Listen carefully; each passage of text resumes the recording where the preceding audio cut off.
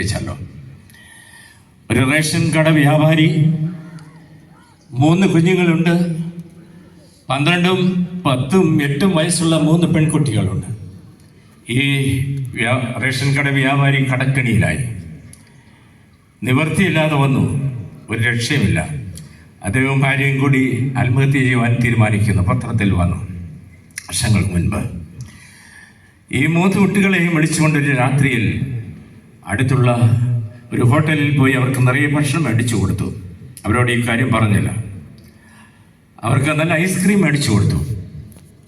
അത് കഴിഞ്ഞ് വീട്ടിൽ വന്ന് അവരെ അടുത്ത മുറിയിൽ 3 കുട്ടികളെ ഉറങ്ങാൻ വിട്ട ശേഷം ഇവർ 2 പേരും അവരുടെ ഉറക്കമുറിയിലേക്ക് പോയി.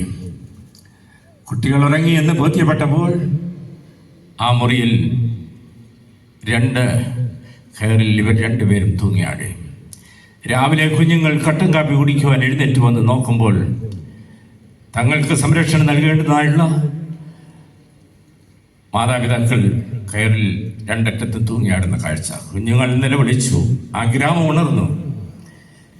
എന്തിനു വേണ്ടി മാതാപിതാക്കൾ ചെയ്തു? അവിടെ നോക്കിയപ്പോൾ ഒരു എഴുത്ത് എഴുതി വെച്ചിട്ടുണ്ട്. ആ എഴുത്തിൽ എഴുതിയിരിക്കുന്ന ഇപ്രകാരമാണ്: ഞങ്ങൾക്ക് ഈ കടക്കണിയെ പിടിച്ചു നിൽക്കുവാൻ കഴിയുന്നില്ല. അതുകൊണ്ട് ഞങ്ങൾ യാത്രയാകുന്നു. ഈ കുഞ്ഞുങ്ങൾക്ക് എഴുതിയിരിക്കുന്നതാണ്. അതുപോലെ പഞ്ചായത്ത് പ്രസിഡന്റ് എഴുതിയിരിക്കുന്ന, പോലീസ് സേനയ്ക്ക് എഴുതിയിരിക്കുന്നതാണ്, പോലീസ് ഓഫീസർക്ക് എഴുതിയിരിക്കുന്നതാണ്.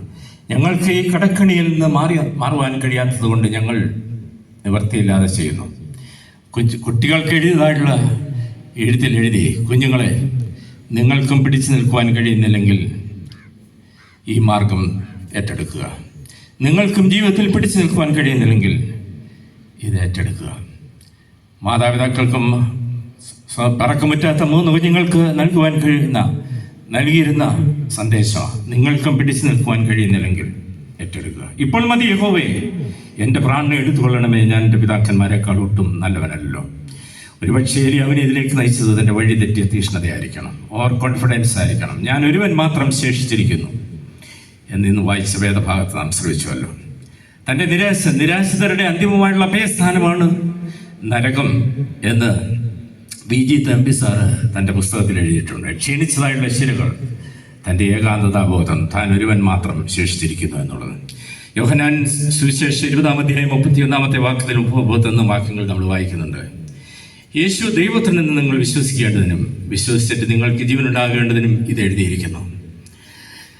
ജീവനുണ്ടാകുക, സമൃദ്ധമായുള്ള ജീവനുണ്ടാകുക.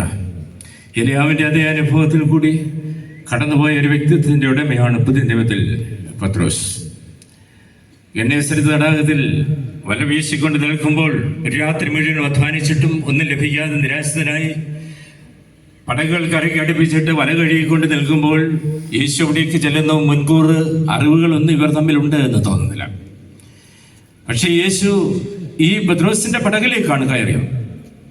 അതെങ്ങനെ തിരഞ്ഞെടുത്തു എന്ന് നമുക്ക് വ്യക്തമല്ല. എന്നിട്ട് പത്രോസിനെ പറയുന്നു, പത്രോസും കൂടെ കയറുവാൻ അവര് കരയിൽ നിന്ന് അല്പം നീക്കണമെന്ന് പറയുന്നുണ്ട്. The invasion of God's grace. ഒരുപക്ഷെ ഈ ദിവസം നമ്മെ ഈ പന്തലിൻ്റെ കീഴിലേക്ക് കൊണ്ടുവന്നത് ദൈവകൃപയുടെ കടന്നുകയറ്റമാണ്. ദൈവാലയത്തിലെ ആരാധനയിലേക്ക് നമ്മെ നയിക്കുന്നത്